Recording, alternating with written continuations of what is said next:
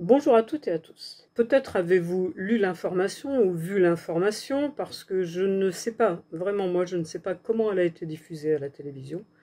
Je n'ai que l'information depuis les boucles Telegram de la France Insoumise. Il s'avère que la résidence secondaire de Jean-Luc Mélenchon, la seule résidence secondaire de Jean-Luc Mélenchon, a été vandalisée. Je ne sais pas non plus jusqu'à quel niveau, dans quelle proportion, parce qu'on n'a pas pour l'instant d'informations, mais elle a été vandalisée. Il a une maison dans le Loiret, qui est à peu près le même genre de maison que j'ai moi, c'est-à-dire qui vaut pas grand-chose. Sa maison était estimée à 120 000 €, quelque chose comme ça. Donc ça n'est pas un château, ça n'est pas quelque chose de riche, mais c'est une maison. Voilà, c'est une maison de campagne. Donc cette maison a été vandalisée et Jean-Luc Mélenchon l'a appris comment? Par la presse. Par la presse. Est-ce que c'est normal? Est-ce que c'est normal qu'une personne dont le bien a été vandalisé l'apprenne par la presse et non par la police ou même par un journaliste? Parce que la presse, avant de divulguer une information, son premier travail, quand on est journaliste, c'est quoi le premier travail? C'est de contacter la personne, la première concernée, avant de faire un article, avant de déclarer quoi que ce soit. Personne n'a prévenu Jean-Luc Mélenchon, personne dans la presse n'a interrogé Jean-Luc Mélenchon pour savoir qu'est-ce qui s'était passé. Et pire encore, on ne sait pas comment la presse a appris la vandalisation de cette maison qui se trouve dans le Loiret. Mais soit elle l'a appris, il n'y a pas 36 000 solutions, hein, soit elle l'a appris par ceux qui ont vandalisé eux-mêmes cette maison et qui ont marqué vive Marine Le Pen, bravo le FN et tout ça, donc des gens d'extrême droite, je vais revenir sur ce point un peu plus tard, soit par la police. Les journalistes ont des antennes à la police et qui leur dit il y a eu tel événement, telle chose. Donc, que ce soit les journalistes ou la police qui ait eu vent de cet événement et que ni la police ni les journalistes n'ont contacté Jean-Luc Mélenchon avant que ce soit public dans les journaux, là il y a un problème. Là il y a un problème. Imaginez que c'est votre maison à vous, votre maison où vous êtes parti en vacances, ou c'est votre maison de vacances, ou c'est une maison secondaire, même si c'est une cabane, c'est votre maison secondaire, où vous n'êtes pas là. Votre maison est vandalisée. Vous allez accepter que ça soit d'abord publié dans la presse avant que vous-même soyez au courant? Non, non, ça c'est pas possible. Et c'est le monde dans lequel on vit actuellement. Alors quand j'ai appris la nouvelle, moi j'étais en train de déjeuner chez un ami et qui lui ne supporte pas qu'on parle de politique. Il ne supporte pas. Et donc, moi, j'apprends la nouvelle, et bien entendu, vu ma nature, je lis ça tout fort, je dis, oh, c'est incroyable, c'est pas normal, et tout. Et lui me dit, je ne veux pas en entendre parler, j'ai pas d'avis là-dessus, ça m'intéresse pas. Je lui dis, si tu dis que ça t'intéresse pas, si tu dis que ça t'intéresse pas, ça veut dire que tu laisses faire actuellement le fait que chaque fois que quelqu'un de la France Insoumise est agressé, il n'y a aucun suivi judiciaire. Aucun suivi judiciaire. Les élus de la France Insoumise l'ont déjà dit, il y a eu quand même des menaces de mort graves, des téléphones piratés, des adresses postales dévoilées, et chaque fois que quelqu'un de la France Insoumise porte plainte, c'est affaire classée. Alors c'est pas normal. La justice la police ne doivent pas être politisés. Ils doivent faire leur boulot pour quelque personne que ce soit. Qu'on soit n'importe qui, la police n'a pas à rentrer dans son logiciel le fait qu'on soit à gauche, à droite, qu'on ait les mêmes idées qu'eux ou pas. Ni la police, ni la justice n'ont pas à tenir compte de ça. Et actuellement, la police, beaucoup, la justice, peut-être moins, mais quand même, ne sont en fait pas justes. Et selon que vous soyez blanc ou noir, hein, comme disait La Fontaine, grand ou petit, je ne sais plus comment disait La Fontaine, vous serez plus ou moins bien écouté par la justice. Et là, on en est là. Et ça n'est pas normal. Alors parce que certains policiers estiment que la France insoumise n'aime pas la police, ce qui est faux. Ce qui est faux. La France insoumise respecte la police, respecte la justice. Mélenchon et tous les autres élus de la France insoumise respectent la police et la justice. Mais quand la police agit contre le droit fondamental des humains, parce qu'ils sont noirs, parce qu'ils sont arabes, parce que si, parce que ça, parce que le pouvoir leur dit c'est des manifestants, allez les tabasser. Là, on n'aime pas cette police-là. Cette police-là. Mais ça ne veut pas dire qu'on est contre la police. On n'est pas contre la justice. On est contre l'injustice. Voilà. Ça, c'est important. C'est très important. Et la police, un policier, un juge, doit être impartial. Impartial. Le tweet de Jean-Luc Mélenchon dit « Merci aux camarades qui regardent la télé de m'avoir prévenu de la dégradation de ma maison dans le Loiret. Je crains pour mes livres. Merci aux médias de ne pas aggraver ma mise en danger. » Il y a plein de choses qui sont dites dans ce tweet. Déjà, c'est par la télé qu'on connaît la dégradation de sa maison dans le Loiret. C'est pas normal. La télévision n'est pas là pour ça. C'est pas normal. Moi, si j'étais journaliste, avant même de publier une information. Alors moi, j'ai eu affaire à Libération une fois. Et Libération avait mis entre parenthèses, on n'a pas pu joindre Michel Tironne. Ben non, ils avaient attendu 3 heures avant que je réponde. 3 heures.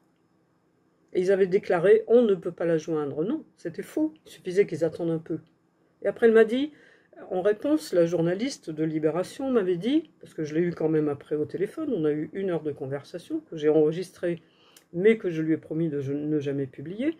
Elle m'avait dit, parce qu'il faut qu'on soit les premiers à sortir l'information.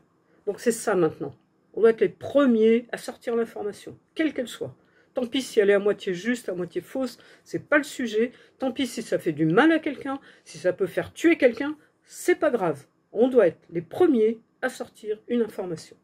Donc là, je suis tombée juste sur le tweet de Jean-Luc Mélenchon, donc je ne sais pas. Vous allez me le dire dans les commentaires et on le saura plus tard. Je ne sais pas qui a sorti l'information en premier, comment elle est sortie. Voilà, tout ce que je sais, c'est que Jean-Luc Mélenchon a appris que sa maison avait été détériorée. Il l'a appris par la télévision. Et même pas par lui-même, parce qu'il est comme moi, il ne regarde plus la télé, par des personnes qui ont regardé la télévision. Et ça n'est pas acceptable. Il faut qu'il y ait des lois là-dessus. Il faut qu'il y ait des lois là-dessus. C'est pas acceptable. Lui-même ne sait même pas, il dit « je crains pour mes livres ». Donc il ne sait même pas le degré de dégradation qu'il y a eu dans sa maison.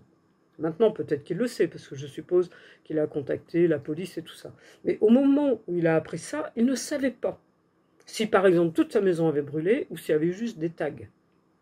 Il ne sait pas. Ça n'est pas normal. Et moi, j'en parle parce que c'est Jean-Luc Mélenchon, mais ça serait quelqu'un d'une autre formation politique, ça serait la même chose. Ou, je ne sais pas, un footballeur, un tennisman, un chanteur, un acteur, n'importe quelle personne publique ne devrait pas apprendre par les journaux que quelque chose est arrivé à sa maison ou à sa famille, ou quelque chose de grave. Vous imaginez? Là, c'est sa maison. Ça pourrait être quelque chose de grave qui est arrivé à quelqu'un de sa famille. Parce que ces gens-là, qui ont signé, j'ai réussi à avoir quand même quelques petits éléments, qui ont écrit qu'ils voulaient Marine Le Pen au pouvoir, c'est qui ces gens-là? Bon, c'est les fachos. Qui veulent Marine Le Pen au pouvoir, bon, c'est leur droit, dans ce cas-là, qui votent, qui militent. Mais on ne dégrade pas une maison. Ça veut dire quoi de dégrader une maison? Ça veut dire à Jean-Luc, tais-toi, barre-toi, si tu restes comme candidat, parce qu'on a peur de toi, parce qu'on pense que peut-être tu peux nous battre aux élections, on essaie de t'éliminer par l'intimidation. C'est ça la politique actuelle? C'est ça la façon de militer pour défendre une politique, pour essayer d'avoir des votes? C'est ça? Non, ça ne peut pas être ça. Ça ne peut pas être ça. Je défie qui que ce soit de trouver un seul acte de la France insoumise pour intimider un élu ou un représentant ou un candidat de l'extrême droite. Ça n'est jamais, jamais, jamais, jamais arrivé. Personne, nulle part, n'a dégradé un lieu pour dire on veut Jean-Luc Mélenchon au pouvoir. Ça n'est jamais arrivé. Et je tiens à rappeler cette chose essentielle qui est que le Conseil d'État, dont se sert actuellement la Macronie pour avoir refusé un amendement de la France insoumise qui disait on va réindexer l'impôt par rapport à l'inflation. Donc, Yael Braun-Pivet, à l'Assemblée, a dit le Conseil d'État a dit que c'était anticonstitutionnel, donc on obéit au Conseil d'État. Le Conseil d'État n'est pas quelque chose à qui on obéit. On peut l'écouter. C'est le Conseil d'État conseille. C'est dans son titre. Il conseille. Il n'oblige pas. Contrairement au Conseil constitutionnel qui a aussi conseil, mais qui lui peut dire non. Voilà, c'est la différence entre les deux. Et le Conseil d'État a quand même déclaré une chose très importante, c'est que la France insoumise n'est pas d'extrême gauche, c'est la gauche. Et pourtant, dans tous les médias, partout, on traite la France insoumise d'extrême gauche. Or, ça n'est pas extrême gauche. Alors que le Rassemblement national, lui, a été déclaré extrême droite par le Conseil d'État. Et c'est une notion très importante à retenir. Parce que le Conseil d'État, pour la Macronie, pour le pouvoir en place, eh ben, c'est comme ça les arrange. Hein. Quand ça les arrange, ils écoutent le Conseil d'État, et quand ça ne les arrange pas, ils continuent à dire que la France insoumise, c'est l'extrême gauche. Vous n'avez pas une seule déclaration de la Macronie qui ne dit pas que la France insoumise, c'est l'extrême gauche. Nous ne sommes pas l'extrême gauche. L'extrême gauche commence à peu près avec le NPA et après avec d'autres organisations qui seraient très extrêmes. Mais la France insoumise ne fait pas partie de l'extrême gauche. Voilà. Il faut quand même se rappeler de ça et il faut quand même remettre les choses à leur place. Et je répète, il n'est pas normal de s'en prendre à une propriété privée d'une personnalité, politique, artistique, ce que vous voulez, pour essayer de l'intimider. Alors je fais une différence avec les adresses publiques. Une préfecture, une mairie, une permanence parlementaire, ce sont des endroits publics. Donc, si on dégrade une permanence parlementaire, nous, on l'a fait une fois. on est allé, non pas dégrader, mais on va dire décorer la permanence de Jean-Baptiste Moreau à une époque. Mais on n'avait rien dégradé, absolument rien. Les gens qui étaient là, on avait mis des panneaux avec des tasseaux et avec des plaques de placo plâtre, et avec des inscriptions sur les plaques de placo qu'on avait posées devant les fenêtres. Devant les fenêtres. Et par terre, les infirmières, à l'époque c'était contre des lois qui desservaient l'hôpital, comme la Macronie en a fait beaucoup, les infirmières, donc c'était avant le Covid aussi, puisque sinon elles n'auraient pas gaspillé le matériel, avaient déposé des gants, des masques, des choses comme ça par terre. Donc on n'avait rien dégradé, rien abîmé. Quand ils sont arrivés le lendemain, pour libérer tout ça, il suffisait d'enlever les panneaux qu'on avait faits et de ramasser par terre. Il y en avait pour 10 minutes. Contrairement à ce que font notamment les agriculteurs de la FNSEA et encore pire de la coordination rurale, qui eux font des dégâts qui coûtent extrêmement cher pour nettoyer. Mais eux ne sont jamais punis. Hein. Jamais. Jamais punis. Par contre, si des personnes de la Confédération paysanne osent juste manifester, sans faire aucune dégradation, alors eux, ils sont arrêtés. On en a eu récemment des personnes qui ont été arrêtées. Dégrader ou habiller quelque chose de public qui est représentatif vraiment, soit d'une institution, soit d'un parti politique, soit d'un groupe politique quelconque ou d'un groupe. C'est totalement différent que de s'attaquer à la propriété privée d'une personne. La propriété privée d'une personne. Qui est-ce qui connaît la maison de Jean-Luc Mélenchon dans le Loiret? Bon, moi j'en ai entendu parler, j'ai vu une photo, mais je ne saurais pas y aller. Je ne connais pas l'adresse. Et puis ça ne m'intéresse pas, en plus. Donc un intérêt à aller me balader devant la maison de Jean-Luc Mélenchon dans le Loiret. Donc ça ne nous intéresse pas. Donc là, c'est de l'intimidation, c'est du chantage, et c'est grave. Juridiquement, c'est grave.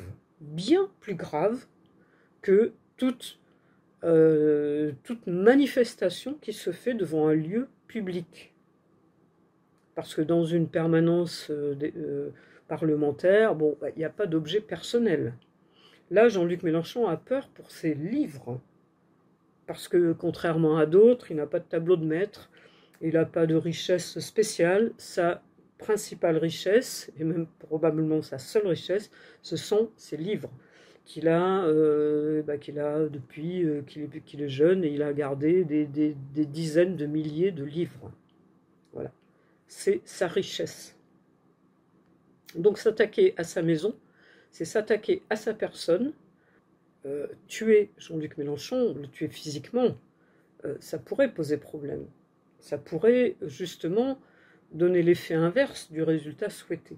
Mais là, on essaie de l'intimider personnellement pour lui dire « Maintenant, t'arrêtes de nous emmerder, on veut Le Pen, et toi, on n'en veut pas. Donc, tu arrêtes, tu vas te planquer, tu vas en maison de retraite, hein, comme on entend certains le dire, tu t'en vas et tu nous fous la paix. » Ça n'est pas acceptable. Ça n'est pas acceptable. La loi, la police, la justice doivent agir contre ça. Et ça, c'est valable pour Jean-Luc Mélenchon et c'est valable pour tout le monde. À chaque fois qu'il y a eu des attaques contre Marine Le Pen elle-même, contre des gens qu'on n'aime pas, qu'on combat journellement, tout le temps, qu'on combat politiquement. Mais quand il y a des attaques personnelles contre ces gens-là, on s'insurge, on n'est pas d'accord. On ne peut pas accepter qu'on se batte de cette façon-là. C'est-à-dire en attaquant la personne, en menaçant l'intégrité physique de la personne ou l'intégrité de ses biens personnels. On ne peut pas faire ça. Ça ne doit pas être accepté. Et si la justice ne fait rien, et on va voir là les réactions des politiques, des journalistes, on va voir leurs réactions. S'ils ne réagissent pas, c'est qu'on a un gros problème. c'est qu'on retombe dans la même configuration, ce dont on a déjà pas mal de preuves, dans la même configuration qu'on était dans les années 30 et qui nous ont amenés au fascisme, au nazisme. On ne peut pas accepter ça. On ne peut pas. Voilà, c'est tout. On ne peut pas.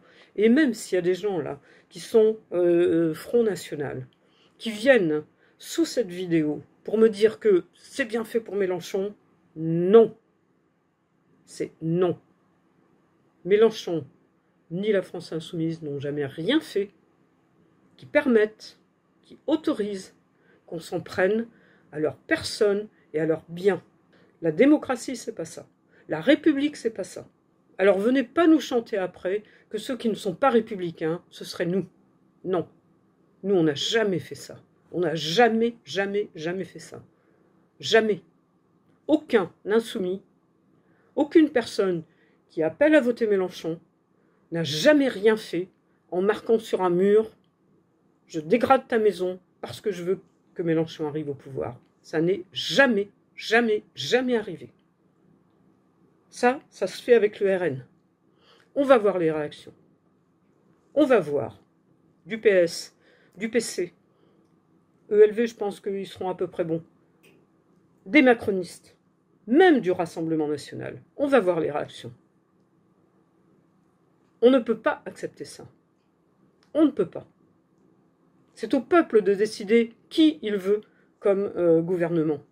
Ça n'est pas à certaines personnes, parce qu'ils ont les armes, parce qu'ils ont la force, parce qu'ils ont la hargne, d'aller intimider les autres, ou d'aller détruire, voire tuer, voire menacer de mort, ou menacer d'autres choses.